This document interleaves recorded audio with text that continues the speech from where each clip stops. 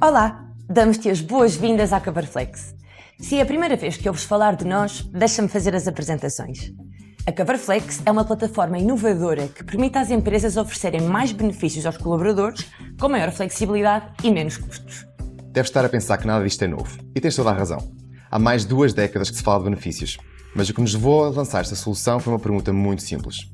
Se o objetivo é compensar individualmente cada colaborador, por que é que nos limitamos a fazer escolhas iguais para todos? E foi assim que nasceu a Coverflex.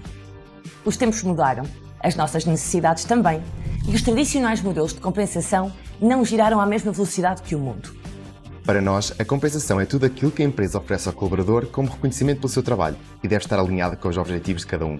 Por isso, o que fazemos é democratizar a forma como a compensação é compreendida, oferecida, gerida e usada. Vamos conversar? Podes contactar-nos através do chat que está no nosso site ou por e-mail. Vamos tirar todas as tuas dúvidas antes de começares esta viagem ao futuro da compensação. Até já!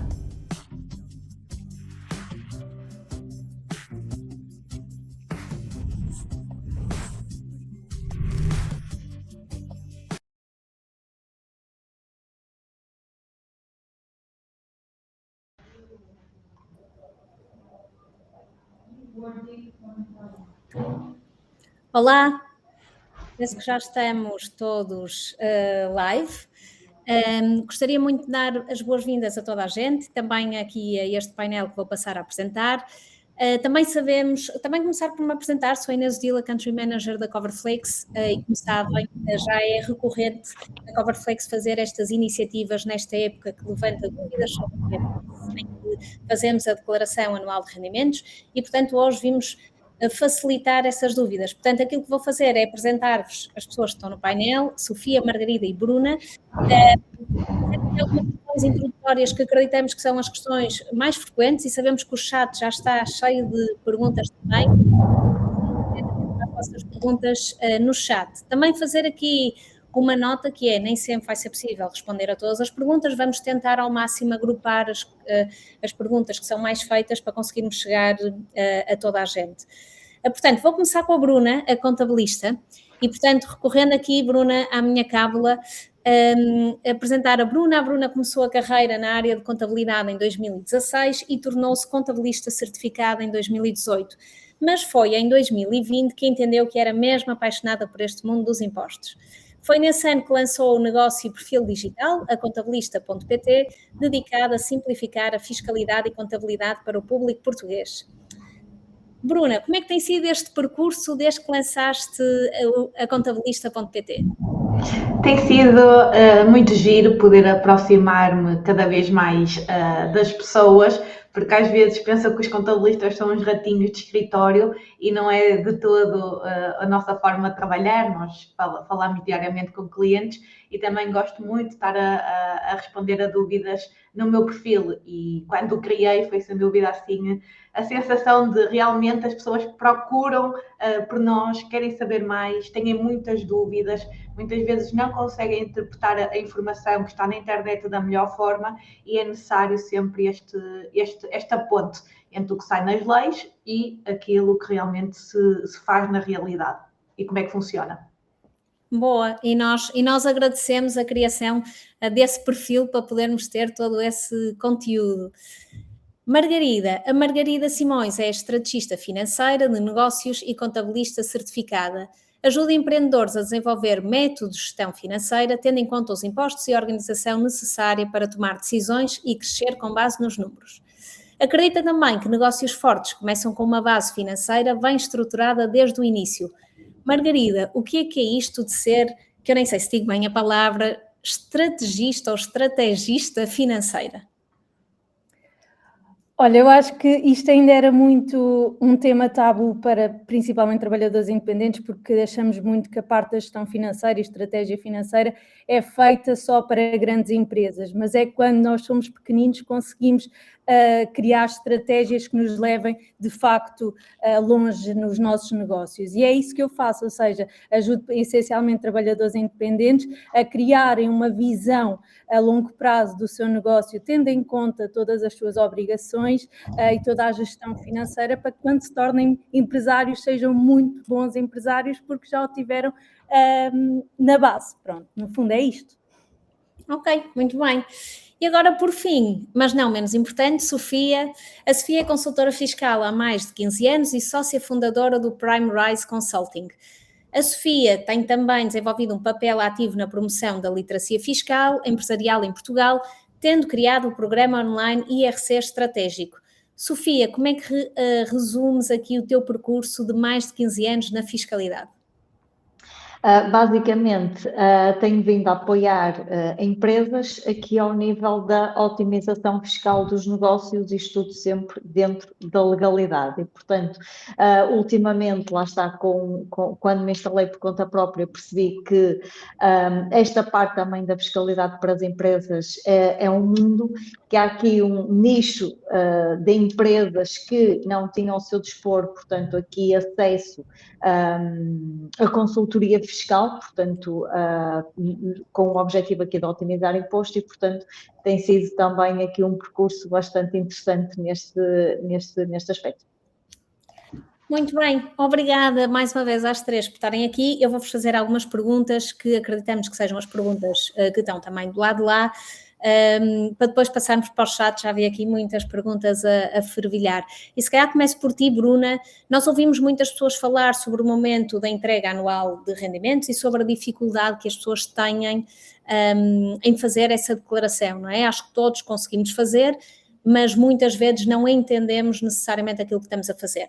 Para começar com as bases, consegues explicar-nos o que é a declaração anual de rendimentos e como é que funciona o IRS, o que é este imposto? Obrigada aqui por esta, antes não tinha podido agradecer aqui esta introdução muito boa e por terem realizado este webinar. No caso, o IRS, nós temos que perceber o que é que ele significa, que é o imposto sobre o rendimento, neste caso, das próprias pessoas, diferente, por exemplo, do IRC, que é sobre as empresas. Primeiro ponto, faz-se a declaração de IRS se existir rendimento. Porque noutros países, muitas vezes, tem que se declarar certos valores, mesmo que não tenha existido rendimento. Às vezes parece, cada vez mais Portugal parece estar aí neste caminho com algumas obrigações que existem. E deixo aqui nota, por exemplo, se tiverem uma conta de depósito aberta no estrangeiro, que muitas vezes obriga, não sei na teoria se a pessoa não tem rendimento, se deverá pôr esse IBAN dessa conta. Mas queria deixar este alerta que o objetivo principal é para rendimentos. Se não há rendimento, nós não vamos, na teoria, fazer o IRS. Primeiro ponto. Depois, nós podemos ter exceções à regra. Há pessoas que podem não ter de entregar porque tiveram rendimentos muito baixos e podem não ter de o fazer. Contudo, se quiserem, existindo €1 de rendimento, já podem fazer a entrega se quiserem ter o comprovativo. O que é que acontece aqui? Cada vez mais as pessoas têm vindo a ter mais complicação à volta do IRS. Porquê? Não é por ter mais diferentes tipos de rendimento, é por termos diferentes benefícios. O IRS tem ficado mais complexo e eu costumo dizer que ele é dos meus impostos favoritos, dado a sua complexidade, tendo em conta que cada família é diferente. Cada família vai ter situações diferentes e daí pode existir alguma complexidade, porque se tiverem, lá está, falam aqui muito do IRS jovem, ou seja, os jovens vão ter aqui um benefício. Se tiverem alguém, infelizmente, com uma incapacidade, alguma doença, vão ter mais benefícios associados. Se por acaso tiveram a viver fora e vieram para Portugal, há também aqui benefícios associados e é isto que traz esta maior complexidade. Agora, se vai ser complexo para toda a gente, não. A maior parte das pessoas não tem estes benefícios todos ao mesmo tempo. Tem um ou dois que deverá estar atento, mas não vai ter. Ou seja, quando vemos toda esta complexidade e que assusta quando olhamos para uma declaração de IRS, é porque temos todas estas situações que podem ou não se aplicar. E aqui é esta parte intuitiva que nós todos devemos ter. Ler Aplica-se a mim, tudo muito bem, vou pesquisar mais. Não se aplica, eu ignoro. Eu não tenho, há campos na declaração que é simplesmente para ignorar. Nós não temos que olhar para aquilo. Eu costumo dizer, parece que as pessoas, e aqui a importância, não tenham medo de entrar no portal das finanças, simular, fazer a opção pela entrega manual, não tenham medo disso. Porque o que é que acontece? As pessoas entram no portal das finanças e ficam assustados com a quantidade de informação que lá está. Eu digo, quando entram noutro site, sabem mexer na internet, sabem mexer noutro site qualquer, e muitas vezes quando têm que preencher formulários, não sabem se devem preencher, deixam vazio e vão ver se dá erro. É a mesma coisa no IRS. Eu não sei se devo ou não, não tem nada a ver comigo, não sei se é um campo obrigatório, não preencho. Se ele for um campo obrigatório, vai-me dar um alerta a vermelho. Então, é sempre esta forma que eu dou de sugestão para começarem. Okay? Começar nesta fase. Olha, eu vou pegar já aí numa coisa que tu disseste, que é não tenham medo, ou que a complexidade pode ser grande ou pequena conforme os critérios a que eu estou a olhar, não é? E temos aqui uma pergunta que diz: para fazer o IRS só pode ser um contabilista ou qualquer um de nós pode fazer? Se sim, como é que eu posso aprendê-lo corretamente? Portanto, que cada um de nós pode fazer, isso tu já abordaste. Mas quando alguém pergunta como é que eu faço isto corretamente e quando é que eu me devo sentir confortável para fazer sozinho ou quando é que eu devo contactar efetivamente alguém que é especialista, o que é que tu dirias que é este trade-off difícil de fazer? O que é que tu aconselharias alguém a fazer? Não há certo ou errado. O primeiro ponto, qualquer pessoa pode fazer o seu próprio IRS. Até quem é obrigado a ter contabilista certificado, e depois a Margarida também pode falar sobre isso, ou seja, aqui os trabalhadores independentes, eles são, quando têm contabilidade organizada, tem que ser o contabilista a entregar a declaração de IRS dos próprios. Só que o portal das finanças tem uma limitação que a pessoa pode entregar, mesmo tendo um contabilista certificado nestas situações. Portanto, até aí que esta obrigatoriedade não existe na prática. O que é que acontece aqui? Qualquer pessoa pode entrar no seu perfil das finanças e fazer a submissão da entrega. Agora, se nós sabemos que vamos ter benefícios e que provavelmente não estão a ser aplicados, não sei como os aplicar sequer. Então, aí faz mais sentido contratar um contabilista ou uma consultoria com um contabilista para ter uma formação. E nada, eu costumo dizer, são coisas independentes. Eu aprender, nós todos devemos fazê-lo. Não nos obrigam, não há na escola, não há em nenhum sítio, temos que ser nós proativos. É uma coisa que vai acontecer todos os anos, acontece diariamente, no dia a dia, então nós devemos proativamente aprender. Se depois entendemos e queremos fazer a entrega sozinhos, tudo muito bem. Não queremos, por tempo, por querer uma segunda opinião, contratamos o contabilista. Agora, uma coisa é, eu delego a entrega, não devo delegar eu não perceber como é que ele funciona, porque eu não estou no dia-a-dia a tomar decisões pelos meus clientes, eu não estou a fazer compras, eu não estou a discutir salários, eu não estou a discutir rendimentos para saber a tributação dos mesmos naquele momento. Portanto, a não ser que queiram todas as semanas, já vou terminar, não queiram todas as semanas andar a mandar mensagem ao contabilista, eu acho que deviam aprender. Muito bem, Bruna, e olha, falando em aprender, e há pessoas que efetivamente se interessam bastante pelo tópico, o que é que tu vês, falando com muitas pessoas, especialmente nesta altura, que são os erros mais comuns ao preencher o IRS e como é que nós podemos evitá-los? Lá está, é sempre aqui à volta dos benefícios. Não verificam deduções, estavam direitas, faltava alguma coisa, olharam, eu costumo dizer, tirar o e-fatura em Excel, ver todas as classificações que foram feitas, alguma classificação que mesmo vocês achavam que estava certa na altura e que agora se calhar olham, se calhar isto aqui deixa-me ver se realmente é despesa geral ou se é saúde ou se é educação, porque poderíamos alterar na entrega. Depois, o IRS jovem, agora falando em termos de erros que às vezes existem. Nós temos dois benefícios que muitas vezes eles não estão feitos corretamente o cálculo na simulação. Isto é muito importante. A simulação, quando vocês estão a fazer a vossa entrega, seja no automático ou na entrega manual, que é no mesmo local, é no portal das finanças, ela tem erros e o próprio simulador dá esse alerta, as pessoas é que ignoram. Muitas vezes há cálculos que o simulador, porque são muitas fórmulas, não conseguem aquilo fazer de forma automática e muitas vezes é depois na repartição das finanças que fazem o cálculo.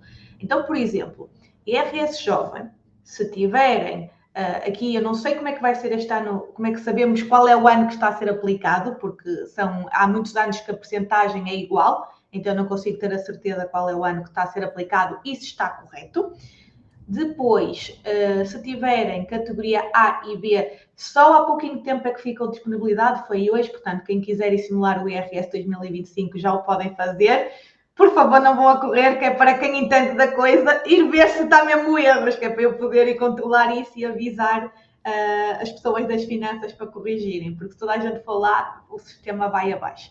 Então, o que é que acontece? Categoria A e B, muita atenção, a Margarida depois também pode falar um bocadinho, se tivermos tempo, e depois também mínimo de existência. O que é isto? Até ali próximo dos 14, 15 mil euros, as pessoas, uma percentagem é deduzido. E muitas vezes o simulador dá erros, vai dar um valor muito mais baixo de imposto e depois as pessoas podem ficar tristes se der menos reembolso ou mais valor a pagar. É muito comum também o mínimo de existência, aquilo nunca fica muito bem calculado. Ok, muito bem. Margarida, falando aqui então, pegando no IRS jovem e sabendo que as regras do IRS jovem mudaram, consegues de forma sucinta dizer-nos aquilo que mudou, aquilo que efetivamente tem aplicação prática este ano e que benefícios fiscais podem os jovens aproveitar com esta entrega da declaração? Antes de mais, boa tarde a todos. Sim, ou seja, há aqui umas grandes mudanças. Aqui a principal é, sem dúvida, até 2024, ser limitado apenas a quem tinha uma escolaridade igual ou superior ao nível 4, ou seja, quem estava num curso profissional ou num ensino superior é que tinha a legitimidade para beneficiar aqui do IRS jovem. E tínhamos aqui outros limites de idade, ou seja, por exemplo, só podíamos beneficiar se no primeiro ano tivéssemos até 26 anos ou 30 em caso de doutoramento, e tínhamos 5 anos de aplicação até aos 35. Atualmente, o IRS jovem passa a ser acessível a todos os jovens até aos 35 anos, independentemente do nível de escolaridade, ou seja, em vez de 5 anos, passa-se a poder aplicar nos primeiros 10 anos de obtenção de rendimento. O que é que isto significa? Ou seja, se entrarmos na AT e formos consultar as entregas das declarações, conseguimos contar quantas declarações foram entregues sem aqui a dependência dos pais, ou seja, entregar sem estarmos agregados aos pais, sermos independentes. E contamos a partir daí a quantidade de vezes que foi entregue as declarações de IRS e a partir daí conseguimos perceber mais ou menos qual é o nosso ano, de declaração e qual é o ano que vamos beneficiar. Em termos práticos, o que é que isto significa? O IRS jovem faz o quê? E há muita pergunta de devo ou não beneficiar. Se puderes, deves beneficiar, porque é um benefício que nos vai dar isenção total ou parcial dos rendimentos de trabalho, sejam eles dependentes, ou seja, trabalhando por uma empresa, ou independentes, categoria B, ou seja, trabalhador independente. Aqui, a nível de valores, as percentagens vão diminuindo ao longo dos anos. Porquê? Porque o IRS jovem é um benefício que tem como objetivo facilitar o início da vida profissional dos jovens, ou seja, à medida que a capacidade financeira aumenta, supostamente, ou seja, aumenta os anos de trabalho, vai diminuindo aqui as percentagens. E que percentagens são essas? Como a Bruna estava a dizer, e muito bem, temos aqui percentagens iguais dependentes do ano, ou seja, no primeiro ano temos 100% de isenção nos rendimentos, sejam eles de categoria A ou B. No segundo ano até ao quarto temos 75%, do quinto ao sétimo temos 50% e do oitavo ao 10º ano temos 25%, porque lá está, vão diminuindo progressivamente de acordo com os anos de trabalho a evoluírem também. Ok, muito bem. Margarida, olha, tenho aqui uma pergunta que vai muito de encontro ao que tu fizeste, que é, quem tem IRS jovem pode fazer o IRS automático ou muda alguma coisa? É assim, saiu na sexta-feira, supostamente vai dar para fazer IRS jovem automático. Não consigo garantir que já esteja bom, como a Bruna Vais estava a conseguir ver dizer. hoje. Desculpa interromper, Precisamos já de está, ver. já verifiquei. Se as contas estão direitas, Ah, ainda não consegui ver, mas já tenho a opção de IRS jovem. pronto, Ok, ou seja, até o ano passado, o IRS 2024 não dava, IRS 2025 já é permitido fazer o IRS automático. ok. Olha, Margarida, e falando aqui, e tu, estou a tentar tocar em vários temas, sobre os trabalhadores independentes, não é? Como tu, quem é trabalhador independente, no primeiro ano os trabalhadores independentes parecem ter a vida um pouco mais fácil, no sentido dos cálculos que têm que fazer, mas a partir daí as contas, são outras. Que conselho darias aos trabalhadores independentes para não sofrerem com o IRS, incluindo a quem pensa abrir atividade a par do trabalho atual que já tem? Vamos ver aqui em duas perspectivas. O que é um trabalhador independente? Uma pessoa que trabalha trabalhador por conta de outra, ou seja, para uma empresa, o que é que acontece? Todo o rendimento que recebe acaba por entrar no IRS, porquê? Porque não tem o pagamento de um computador, de um software, tudo aquilo que precisa de trabalhar é a empresa que cede e por isso os rendimentos são todos sujeitos aqui a imposto. A nível de trabalhador independente, isso não acontece, ou seja, nós estamos a iniciar a nossa vida profissional, o Estado sabe disso e também sabe que nem toda a faturação que temos é de facto lucro. Então, o que é um trabalhador independente? É pegar aqui na faturação e dar aqui um coeficiente de IRS para quê? Para entrar esse coeficiente sujeito ao cálculo do imposto e não ser o valor total, porque o Estado sabe, lá está, que nós, a exercer a nossa atividade enquanto trabalhadores independentes, temos despesas alocadas a tudo aquilo que vendemos.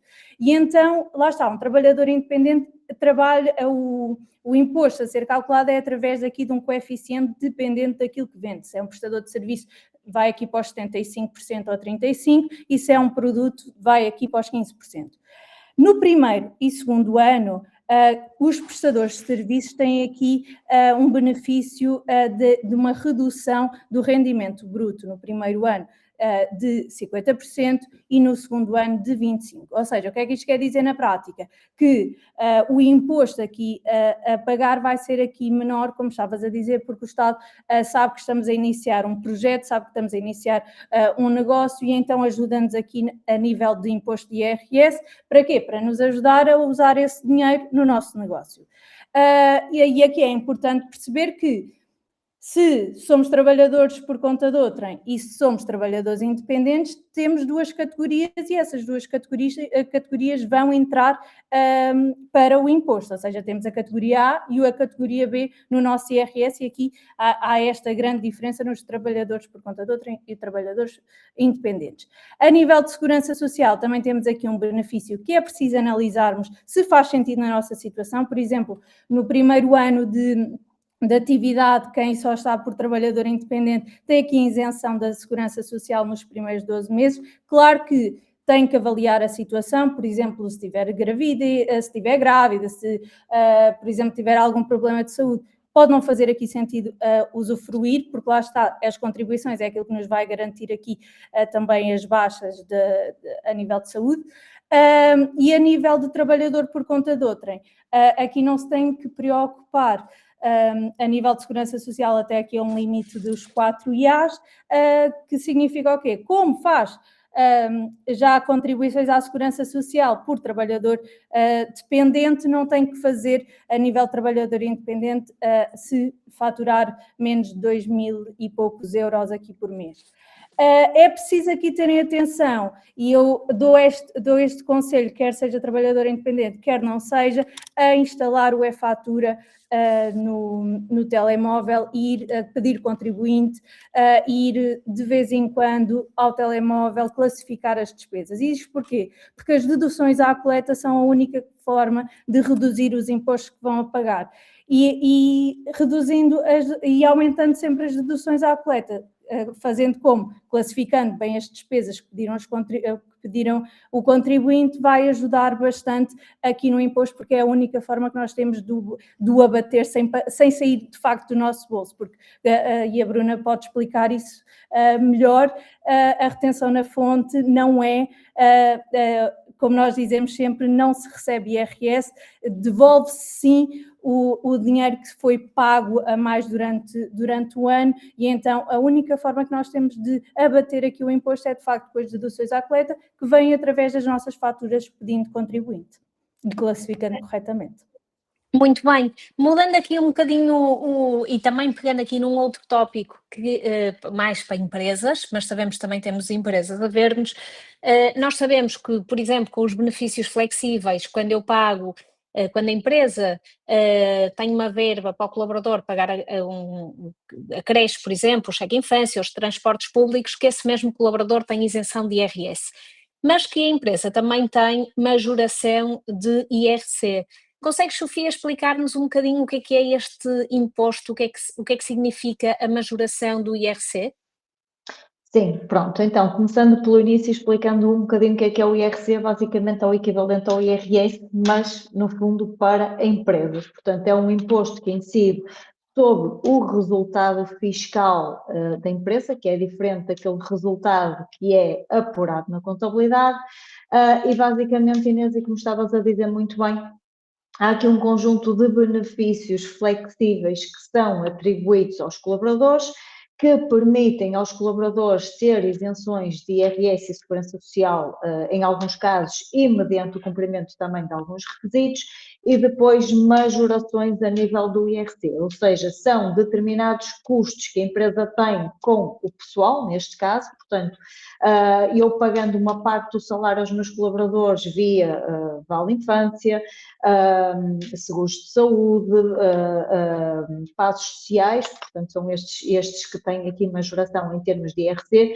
e eu consigo, para efeitos de apuramento de imposto, por exemplo, no caso dos vales de infância, se eu pago 100 euros a um colaborador por aquela via, para efeitos fiscais, para efeitos de apuramento do IRC, o valor vai-me ser considerado em 140 euros, ou seja, para efeitos de apuramento de imposto, eu vou ter aqui um custo superior que depois me vai abater aqui ao meu resultado fiscal e me permite depois ter aqui alguma poupança em termos de IRC, imposto a pagar depois no final do ano.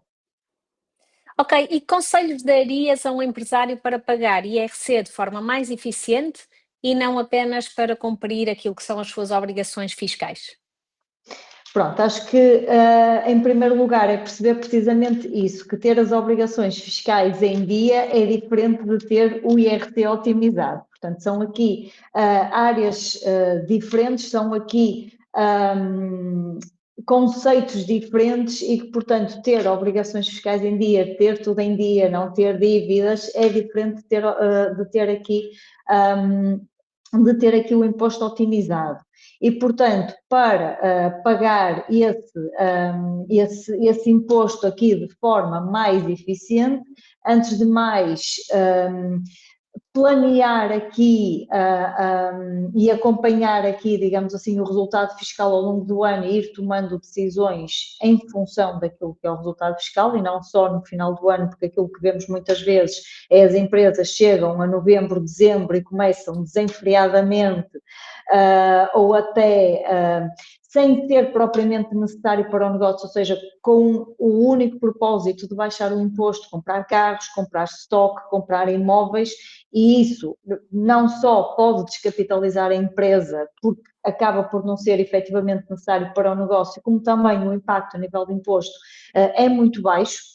Portanto, é acompanhar e monitorizando a situação e percebendo ao longo do ano o que se pode fazer e não há pressa no final do ano, que isso é uma coisa que se vê muito. Depois é conhecer os benefícios fiscais disponíveis que são aplicáveis ao negócio, utilizá-los sem medo, porque aquilo que também vemos muitas vezes é algum receio de aplicar estes benefícios fiscais que existem, às vezes até de substituir a declaração modelo 22, portanto a declaração de apuramento de imposto, para recuperar valores de imposto que foi pago a mais e que ainda se consegue recuperar. Portanto, uma coisa não implica necessariamente haver aqui uma inspeção fiscal, ou seja, eu detectar a posteriori que houve ali um benefício fiscal que não apliquei e substituir a declaração de apuramento de imposto para recuperar esse valor não implica necessariamente que eu vá ter uma inspeção fiscal, portanto, desmistificar isso, que acho que ainda é um receio e algum mito que existe.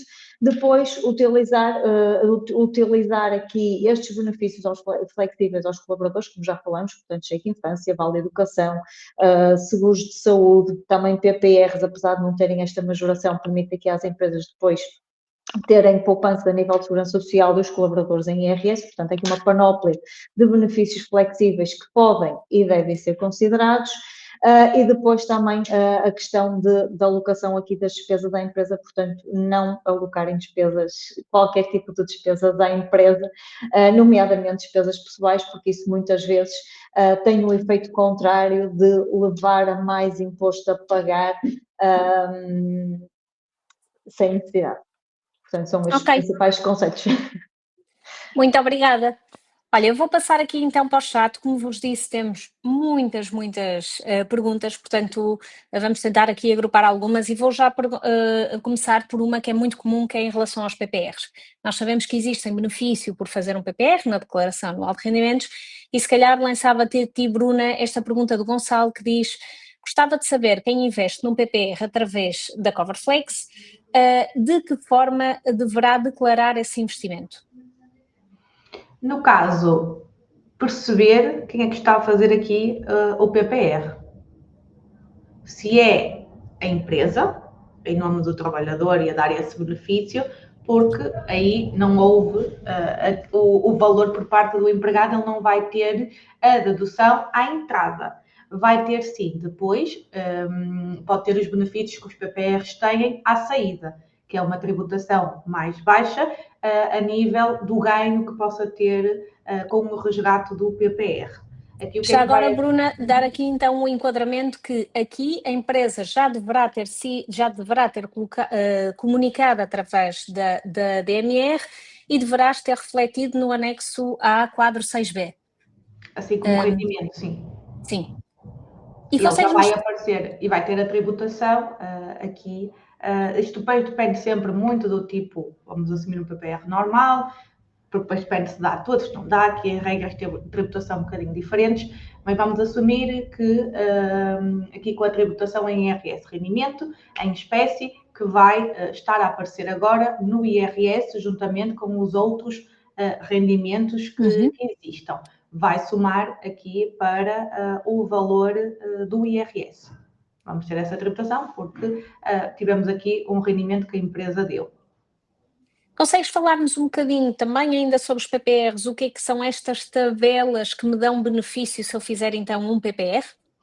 No caso, nós até aos 35 anos, e já não conta aqui os 35, sempre ler o incluído ou não, o menor ou igual, no caso é até aos 34 anos, se for feito um PPR a nível pessoal de 2.000 euros, nós podemos ter um benefício de 400 euros. Se eu investir 1.000, vai ser 200 euros. O benefício é 20%, tendo em conta que há o limite dos 400 euros, ok? Depois, se eu tiver mais de 35 e menos de 50 anos, vou ter um benefício de 350. Na teoria, só preciso de investir 1.750 euros. Isto para quem faz um PPR. Os PPRs, na teoria, não se fazem só para ter os benefícios no IRS. Fazem-se para termos um complemento quando chegarmos à idade da reforma. Mas assumindo que é para ter os benefícios à entrada, que a maioria das pessoas faz essa situação para ter uma dedução ao IRS, aí, lá está, se estiver entre os 35 e os 50, na minha opinião, não precisa estar a colocar mais, porque o benefício será no máximo 350. Se tiver mais de 50 anos e depois, se entrar na idade da reforma, já não tem este benefício, vai ser 300 euros. Só precisa de investir 1.500. A dedução é sempre 20%, com estes limites de 400, 350 e 300 euros, mediante a idade da pessoa. Obrigada, Margarida. Passando aqui para o IRS jovem, Temos aqui o João que pergunta: em outubro do ano passado mudei de empresa, não recebia o IRS jovem durante o mês, retinha o valor normal, mas na nova empresa sim, ou seja, retenho menos para ter mais liquidez. O que é que isso muda no meu preenchimento do IRS este ano? Estás em mute. No IRS deste ano vais lá ter 2 linhas e uma delas vai dizer 417, que é com o IRS jovem, e a outra vai ter lá 401. O que é isto? É o tipo de rendimento que está sujeito. 417 é o IRS jovem. O que é que acontece? Vais ter que alterar o 401 para 417 para poderes ter acesso ao IRS jovem e depois preencher também lá embaixo, ou seja, nós estamos a falar aqui do 4A, os quadros 4A e depois o quadro 4F a dizer que lá está, que faz parte do IRS jovem. Ok. Ou olha, seja, sobre trabalhadores... Força. Diz que eu ia mudar do tópico. Ou seja, a nível de IRS jovem, nós agora podemos beneficiar a nível mensal ou a nível anual. A nível do benefício si é exatamente a mesma coisa. O que é que pode aqui fazer o IRS jovem mensal? Podes ter a surpresa depois de haver IRS para pagar, porque como não fizeste retenção na fonte ou fizeste retenção na fonte muito baixa, depois no apuramento do imposto pode faltar aqui valores a entregar ao Estado. Ok, e ainda falando do IRS jovem, Bruna, temos aqui uma questão que é IRS jovem e prémio salarial. Consegues explorar um bocadinho este tópico? Um tema que tem vindo desde sempre a gerar alguma polémica, mas o ano passado nós temos de entender que isto vem de governos diferentes, o prémio salarial. E o ano passado, depois temos ido outra vez a eleições, quando o PSD se tornou governo, o que é que aconteceu? Começou-se a discutir, isto em agosto do ano passado, o prémio salarial e o IRS jovem, porque o PSD diz que não podem ter os dois benefícios. Na opinião deles, não quer que isso aconteça, só que até à data não saiu legislação. Também estava definido, ou seja, eles queriam isso, que o prémio salarial e o IRS jovem não fossem cumulativos, a pessoa não podia ter os dois ao mesmo tempo. E a segunda questão era, ok, tudo bem, mas quando é que vão sair os pedidos do prémio salarial? Porque só deu para pedir em 2024, a primeira vez. Quem tinha pedido em 2024 continuou a receber, porque aquilo são 3 anos, em 2025, mas em 2025, para quem tinha terminado o ciclo de estudo em 2024, nunca abriu. Portanto, diziam que iam abrir até ao final do ano, nada. Chegou-se ao final de 2025, nada. Entretanto, quando mudou as regras para 2025 do IRS jovem, também foi muito discutido como é que seria, como é que a nova declaração, etc. E apareceu o piscozinho que nós temos que selecionar se queremos ou não. E esta questão é que me tem vindo a dar dúvidas, porque porquê é que uma pessoa iria escolher um benefício? Se aquilo são durante 10 anos, a pessoa não tem muita opção. É 10 anos de rendimento, ou usas ou não usas. Primeiro ponto. Esta escolha gera-me aqui muitas dúvidas, porque o prémio salarial ficou em águas de bacalhau, aqui em boa expressão. E eles estão a obrigar a esta escolha. E eu não sei o que é que as pessoas podem contar, porque nada está legislado, se avança ou não para a frente esta escolha do prémio salarial versus IRS jovem. Imaginem que em maio há candidaturas ao prémio salarial. Quem escolheu o IRS jovem já não vai ter direito ao prémio. E o que é que nós temos que pesar na balança? O que dá mais benefício? O prémio salarial é um valor, não sei se é 600 e tal euros, para a licenciatura, agora não me lembro. Temos que pesar o benefício. Se toda a gente já tem mais benefício do que este valor de prémio salarial, na minha opinião, vamos para o IRS jovem. Não vamos estar aqui com escolhas. Depois, outra situação é, quem é que pode dizer, eu não quero o IRS jovem agora? Quem o imposto já seja zero, com ou sem IRS jovem, portanto, não beneficia nada ter esse benefício, é uma escolha que, ok, também não faz diferença, eu não vou selecionar para este ano, se me estão a dar essa opção. Segundo, se vocês têm menos de 25 anos, começaram a trabalhar recentemente, no ano 2025, e têm menos de 12.180 euros de rendimento, não façam o IRS sozinhos. Na minha opinião, tendo em conta todas estas confusões que há na lei, façam com os vossos pais. À partida, eles não saem prejudicados, vocês também não, e mantenham-se ainda no IRS dos vossos pais se têm um rendimento baixo. Porque assim também vamos ver o que é que vai sair deste ano, porque o prémio salarial também, mais mês, menos mês, eles têm que vir cá fora, não é? O governo dizer o que é que vai acontecer, não se pode andar nesta situação muito mais tempo. Estás com muto, Inês? Agora sou eu. Eu se calhar vou só. Temos aqui mais perguntas sobre o IRS Jovem, eu só vou tocar em mais duas para conseguirmos também chegar a outros temas. E para ti, Margarida, o João pergunta: para o IRS Jovem não existe um limite máximo sobre o IRS que é aplicado? Existe sim, ou seja, existe um limite de rendimento coletável, ou seja, de rendimento sujeito aqui ao benefício, que são os 50 vezes o valor de IAS, que isto traduzindo são os 28.737,50 euros ao ano, ou seja, posteriormente a isto já não é aplicado o IRS jovem no majorante, ou seja, até este valor, até este limite é aplicado o IRS jovem, posteriormente a esse valor já não temos aqui IRS jovem a aplicar. Ok, e o Vítor também pergunta, ainda neste tópico, para um jovem que começou a trabalhar só em setembro, justifica ou não utilizar a vantagem do IRS jovem? Penso que já tiveste a possibilidade já exploraste um bocadinho isto, mas voltamos a repetir. A Bruna acabou de responder a esta pergunta, ou seja, não faz sentido aplicarmos aqui a fazer o IRS sozinho se não tiver aqui se tiver menos de 25 anos. Isto porquê? Porque lá está, estamos aqui a falar destas incertezas todas do prémio salarial, estamos aqui a falar das incertezas todas aqui a nível de IRS jovem, ou seja, estar a fazer o IRS jovem aqui sozinho, tendo começado a trabalhar em setembro, ou seja, não devemos estar aqui a falar certamente dos valores que a Bruna disse, mas eu não me lembro. 12.180, salário mínimo nacional, Exato. 14 meses. É isso mesmo. Os 12.000 euros não vale a pena estar aqui a fazer o IRS sozinho, porque vamos estar aqui a beneficiar do IRS jovem sem essa necessidade quando podemos explorar, quando tivermos aqui um ano já completo.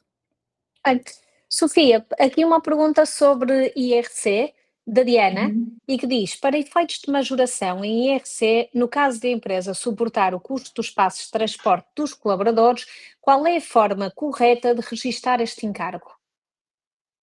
Portanto, os passos têm que vir com a fatura em nome do colaborador e depois é feito no fundo, o acerto, digamos assim, tem que ir depois no recibo de vencimento.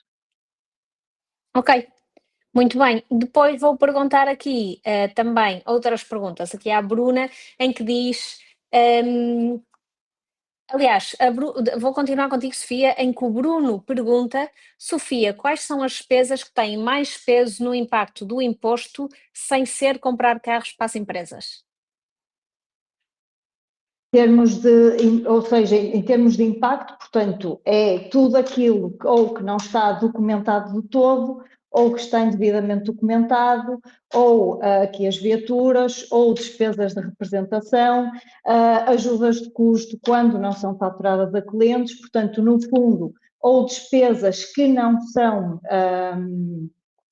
são aceitos para efeitos de imposto, ou seja, despesas que, apesar de estarem registadas aqui na contabilidade da empresa para efeitos fiscais, é como se elas não existissem, portanto que vão ser expurgadas do meu resultado fiscal precisamente para se evitar aqui erosão, digamos que artificial da base tributária, e depois aquelas despesas que estão sujeitas à tributação autónoma e que por isso é importante se perceber qual é o tratamento fiscal que é dado a essas despesas e os procedimentos fiscais mais adequados serem implementados no sentido de se garantir não só a dedutibilidade, como também em alguns casos a não sujeição à tributação autónoma, portanto, nomeadamente aqui quando não temos nenhuma documentação de suporte adequada, portanto, uma despesa que não é documentada, que vai ter aqui a sujeição à tributação autónoma. Quando eu estou a falar de tributação autónoma, só para quem, e também só para esclarecer aqui o mito, portanto,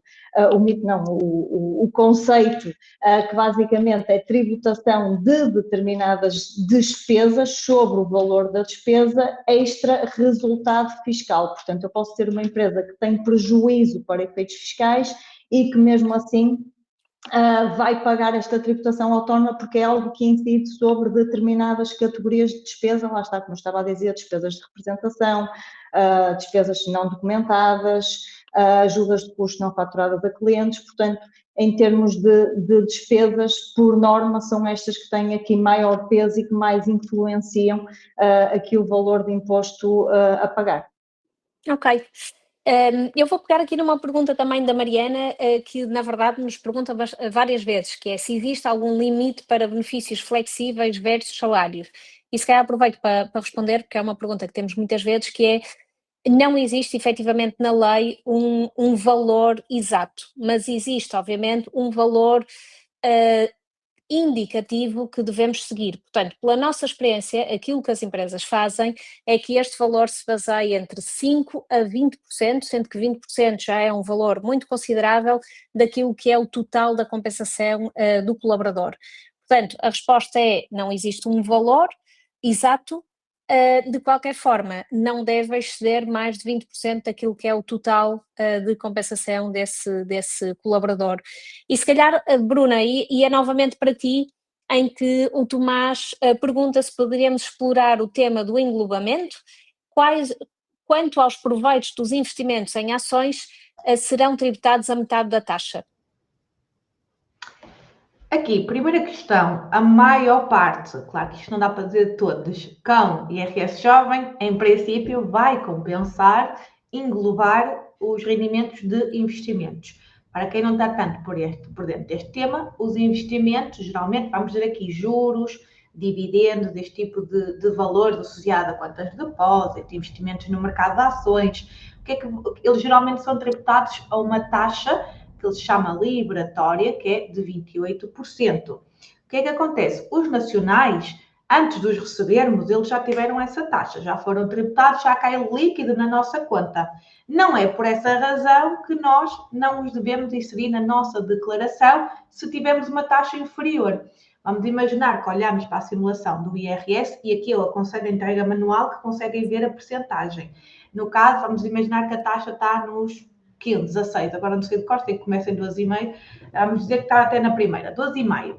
Vai compensar, englobar, porque o rendimento dos investimentos, à partida, vai ficar numa taxa inferior do que os 28%.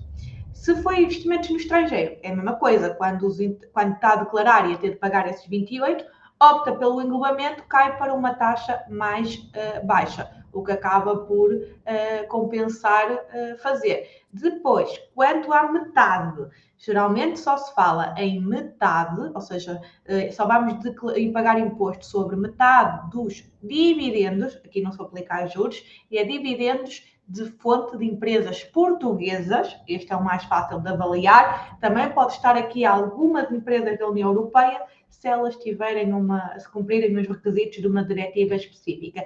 Este é mais difícil de provar, mas se quiserem entregar dessa forma, podem, depois só ter em conta que a autoridade tributária pode pedir provas dos valores. No caso, vamos imaginar que recebemos dividendos de uma empresa nacional, compensa também, na maior parte dos casos, englobar, porque se eu recebi 1.000 euros, só tenho que pagar imposto sobre 500.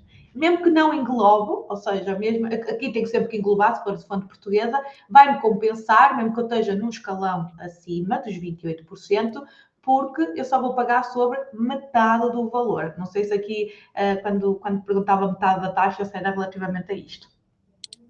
Ok. Margarida, tenho aqui uma pergunta para ti que na verdade tu há uns dias dizias-me que existem ainda algumas dúvidas sobre o cartão de alimentação e sobre a grande vantagem que traz quer para as empresas, quer para os colaboradores em relação à isenção de IRS e Segurança Social. E o Alexander pergunta: como é que o pagamento, primeiro se podias explicar um bocadinho o que é que isto é, e depois como é que os pagamentos recebidos num subsídio de alimentação, através de um cartão de refeição, que não teve retenção, são declarados no IRS. Essa pergunta é para mim? Sim, Desculpa. mas se quiseres passo aqui para a Bruna. Ou seja, a nível mas não estamos a falar de trabalhador independente, estamos a falar de trabalhador dependente, certo? Ou não? Sim, sim.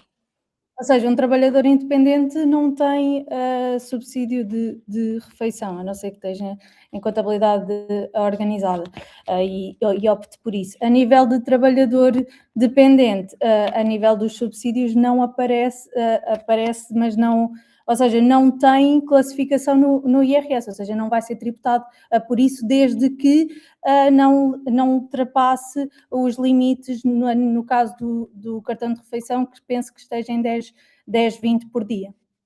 Aumentou agora um bocadinho, mas foi há pouco tempo, 10,41, penso. 10,41. Sim. Bruna, aqui ainda uma pergunta sobre IRS, e agora vou-vos trazer se calhar alguns exemplos específicos de algumas pessoas que estão aqui a perguntar, e a Cátia diz: IRS com dependentes deficientes não vai ser abrangido pelo IRS automático? Eu penso que quando tem incapacidade não tem, mas também no estante, nós temos no portal das finanças, muita gente pergunta onde é que eu consulto informação. Eles têm formulários em que nos dizem os valores para o próprio ano. Por exemplo, este ano não fizeram o do automático, está só em texto, então nós podemos procurar, por exemplo, se vale alguma coisa, portanto, estava lá que o IRS jovem não ia ser abrangido até à passada sexta-feira, em que o governo se reuniu e disse que iria incluir a partir de agora o IRS jovem. No caso, eu penso que quando têm uma incapacidade não dá, porque nós temos que selecionar. Estava a pensar se quando comunicamos o agregado se tem opção, mas acho que não, tem incapacidade, já não me recordo. Mas penso que não. Mas uma pessoa, por acaso, perguntou aí que é: eu não vou estar abrangida este ano pelo IRS automático porque sou senhoria. Vou ter que preencher tudo à mão? Não. O automático é só uma fonte que vocês não querem mexer em nada e já está lá tudo comunicado por outras entidades ou por vocês a priori. Quando vocês fazem entrega manual, puxam os dados todos na mesma. Tudo que está no automático está também na entrega manual. É só se querem alterar ou acrescentar mais informação. Portanto, se já tinham o dependente antes, ele vai lá aparecer e podem adicionar a incapacidade se não estiver prevista. Estava aqui a tentar chegar lá, só que para confirmar, só que eles mudam aqui os caminhos e eu tenho que andar para trás e para a frente até chegar à de incapacidade, mas eu acho que não. Eu se calhar vou passar aqui à Margarida outro tópico, Bruna, enquanto procuras. Estava aqui a pegar numa questão que, entretanto, já me saltou, que era, novamente, Margarida, sobre o IRS jovem, e a verdade é que temos mesmo aqui muitas perguntas. Quem escolheu o IRS jovem mensal pode selecionar a opção de entregar IRS jovem no modelo automático de entrega de IRS?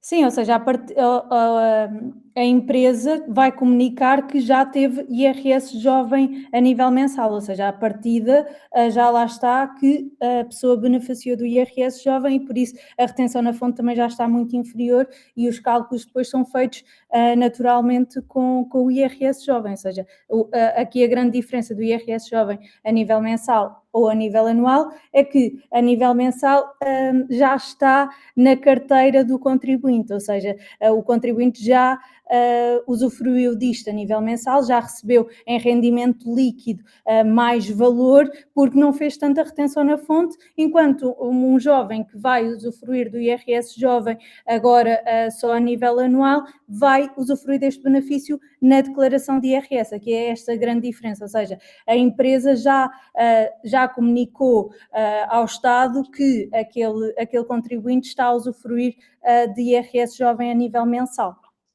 E aqui outro caso que parece ainda não ter comunicado à empresa, o José pergunta, vou-te ler a pergunta já comuniquei à empresa que quero ter IRS jovem e na minha liquidação não tem sido retirado o IRS. Tenho tido isenção de 100%. Posso ainda entregar o IRS com os meus pais? Espera, ele já teve isenção, Já teve isenção, exato. ou seja, não Desculpa, pode eu entregar. troquei aqui, exato. Já teve a isenção, ainda pode entregar o IRS com os pais? Não, ou seja, para beneficiar do IRS jovem tem que estar independente, ou seja, não é dependente dos pais e por isso tem que entregar de forma autónoma, sozinho. Ok, muito bem. Bruna, Só queres retomar aqui? complemento. Se ele quiser, pode fazer com os pais, não pode ter o benefício. E tem que Exato. cumprir os requisitos de ser dependente. Ou seja, nada impede que uma pessoa tenha feito o IRS jovem um ano sozinha, sem os pais, que depois não volte a fazer com os pais, desde que tenha até 25 anos e até 12.180 euros para 2025. Há casos de exceção, por exemplo, uma pessoa com incapacidade que não se consiga sustentar, faz parte dependente com os pais e pode ter 40 anos, mas isso são exceções à regra. Eu ia aqui fazer, nós já não temos muito tempo, tenho que fazer uma última pergunta e vou pegar aqui, deixem-me procurar. Falou-se, eu vi aqui algumas mensagens sobre arrendamento, condomínios. Este condomínio tu já tinhas falado, não é, Bruna? Estava aqui a pensar. Foi este exatamente que tu pegaste, não foi? Sim, do Ok. condomínio é despesa geral, a não ser que seja a senhoria que vai ter que colocar num campo específico dentro das rendas que recebeu, mas aí é diferente. Ok, deixem-me, tu tocaste num ponto, Bruna, quando estávamos a falar anteriormente que eu achei interessante. Se conseguires em 2 minutos resumir, que é quando alguma coisa errada acontece, nós temos efetivamente, queremos fazer uma reclamação junto da AT. Como é que isto se faz? Depende do tipo de reclamação. Ou seja, muitas vezes as pessoas querem reclamar antes do tempo. Vem um erro e muitas vezes não dá para o fazer logo, porque é preciso ver. Imaginem, vem um erro numa simulação. Não vão reclamar nessa altura, porque ainda não foi calculado nenhum valor de imposto. Só pode ser quando o IRS tiver sido validado e que tenha vindo a chamada nota de liquidação. Aí é que é o momento para nós colocarmos em causa algum erro que exista. Por exemplo, vamos ver se uma pessoa descobriu que tinha direito a IRS jovem. Olhem, eu a semana passada consegui que uma pessoa que tinha direito desde 2021, fomos corrigir a declaração e a pessoa teve direito. Portanto, nós corrigimos 3 anos, pediram alguns documentos, provamos, a pessoa foi buscar valores que tinha pago a mais, ao todo foram mais 3.000 euros. Portanto, Está aqui uma nota importante, Bruna, que se fala bastante, que é, imagina que eu vinha que tinha um erro, mas eu tinha um valor de IRS a pagar. Devo pagar este valor e só depois reclamar ou posso não pagar o valor enquanto tenho uma reclamação? Devem pagar, porque senão vai para a dívida e depois depende se vão ter a certeza ou não, mas é que depois vai para a dívida, gera juros, ficam com dívida nas finanças, portanto, geralmente paga as dívidas, depois reclama. Isto também depende sempre das situações, mas tendo em conta que o IRS não precisa de pagar logo, tem até o dia 31 de agosto para pagar. Imagina, não pagam. Muitas vezes podem mandar para plano prestacional que vão pagar nos juros, que não é assim muito alto. Portanto, em situações que sabemos que mais tarde ou mais cedo temos a razão do nosso lado e a AT, depois de ver a nossa reclamação, vai dizer que está correto e vai retirar esse valor, podem esperar um bocadinho mais, pelo menos até ao dia 31 de agosto, a ver se a situação fica resolvida. Ok. Olhem, eu vou agradecer-vos mais uma vez. Eu vi que, entretanto, não conseguimos responder a todas as perguntas, são muitas, mas quer a Sofia, quer a Margarida, quer a Bruna também foram respondendo a algumas perguntas no chat e agradeço-vos por isso. O que nós também vamos fazer para ajudar é fazer um artigo, fazer um blog post em que tenha as perguntas, a resposta àqueles tópicos que são tópicos mais quentes, por exemplo, o IRS jovem é claramente um desses tópicos quentes, para depois podermos partilhar com todos os participantes. Do meu lado e do lado da Coverflex, agradecer a toda a gente que esteve presente hoje e que seja uma boa época de declaração anual de rendimentos. Obrigada a todos. Obrigada. Obrigada, boa tarde.